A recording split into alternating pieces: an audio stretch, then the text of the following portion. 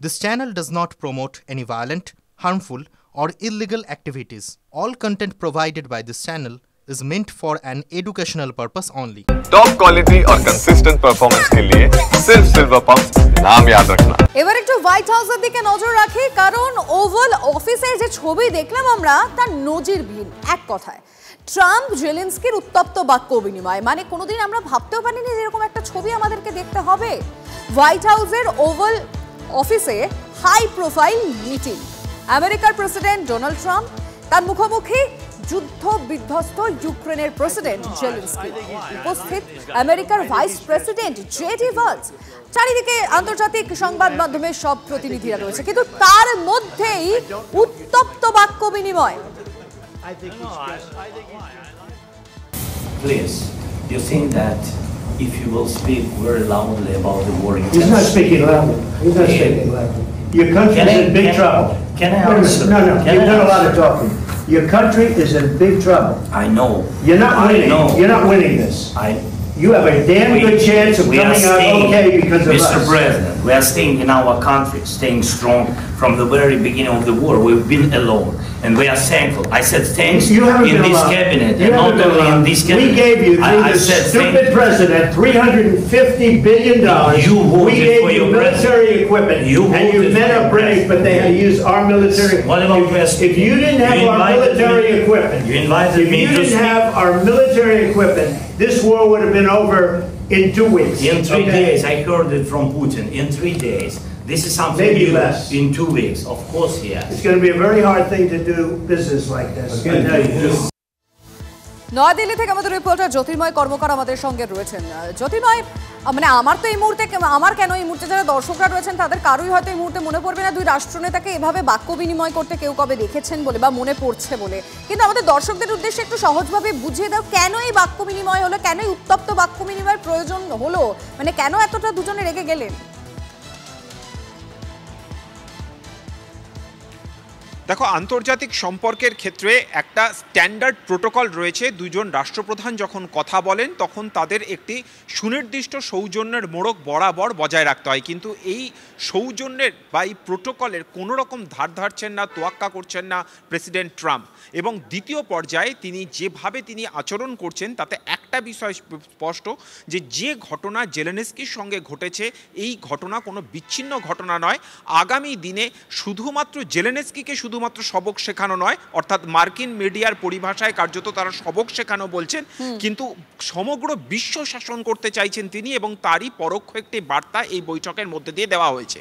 কিন্তু প্রেক্ষাপট কি? প্রেক্ষাপট হচ্ছে যে একসময় ন্যাটোর সঙ্গে অন্তর্ভুক্ত হতে চাওয়ার কারণেই ইউক্রেনকে আক্রমণ করেছিলেন পুতিন, অর্থাৎ সেই সময়তে রাশিয়া স্পষ্টভাবে ইউক্রেনকে হুঁশিয়ারি দিয়েছিল যে আমেরিকার সঙ্গে বেশি সখ্যতা বাড়ানো যাবে না, আর আমেরিকার ভরসাতেই রাশিয়ার বিরুদ্ধে যুদ্ধ ঘোষণা করেছিলেন এই জেলেনস্কি।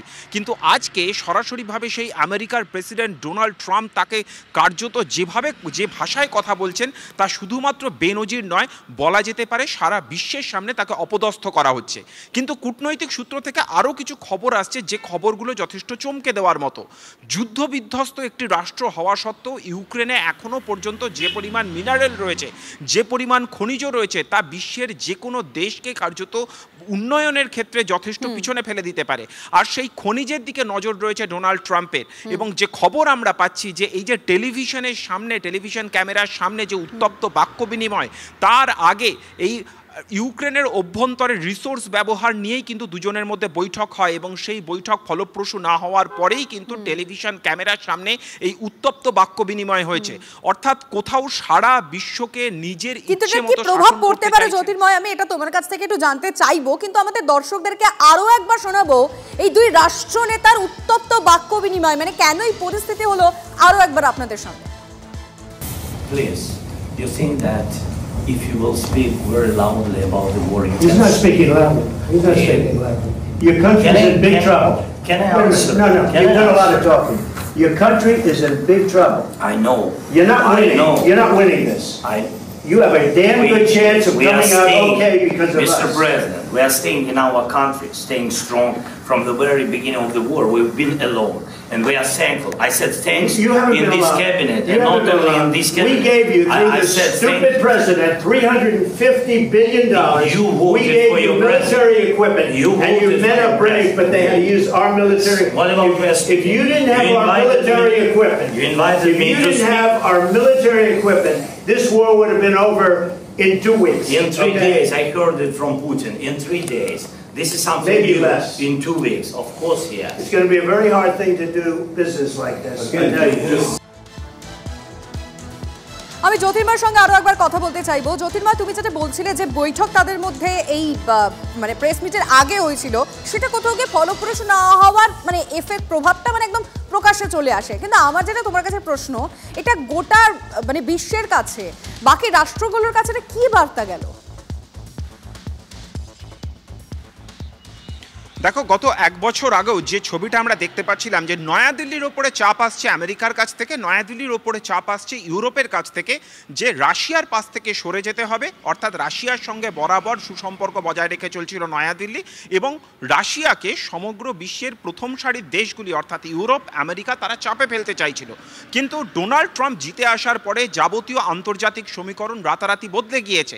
এই মুহূর্তে ডোনাল্ড ট্রাম্প বুঝতে পেরেছেন যে ভ্লাদিমির পুতিনের সঙ্গে যদি তিনি সংঘাতে যান তাহলে কোথাও আমেরিকার ইন্টারেস্ট ক্ষতিগ্রস্ত হবে, আর ঠিক সেই কারণে দাঁড়িয়েই তিনি কোনোভাবেই কিন্তু পুতিনকে এই মুহূর্তে চটাতে চান না, এবং সেই কারণের জন্য ইউক্রেন সম্পর্কে তার যে অবস্থান অর্থাৎ আমেরিকার এতদিন পর্যন্ত যে অবস্থান ছিল সেখান থেকে কমপ্লিট ইউটার্ন নিয়েছেন ডোনাল্ড ট্রাম্প, এবং তিনি স্পষ্টভাবে বলছেন যে অবশ্যই পরবর্তীতে আবার কথা হবে জ্যোতির্মা তোমার সঙ্গে, কারণ এই মুহূর্তে দাঁড়িয়ে গোটা বিশ্ব এই বাক্য বিনিময় নিয়ে মানে উত্তপ্ত বাক্য বিনিময় নিয়ে আলোচনা চলছে।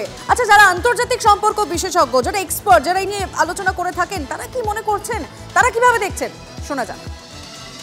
ট্রাম্প ব্যক্তিগতভাবে কোনো রকম ভদ্রতা বা শালীনতা জানেন না, এবং এর সুদূর প্রসারী যে সমস্যা সেটা আন্তর্জাতিক দুনিয়ায় পড়তে চলেছে।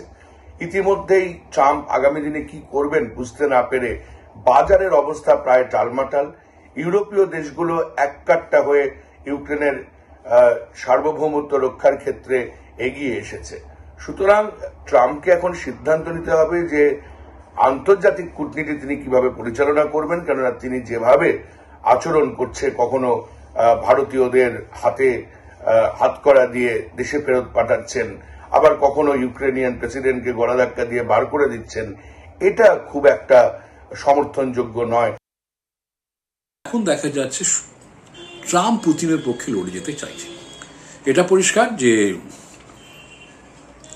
ইউক্রেন আর ন্যাটোর মেম্বার হবে না যতদিন ট্রাম্প থাকবেন, এটা পরিষ্কার।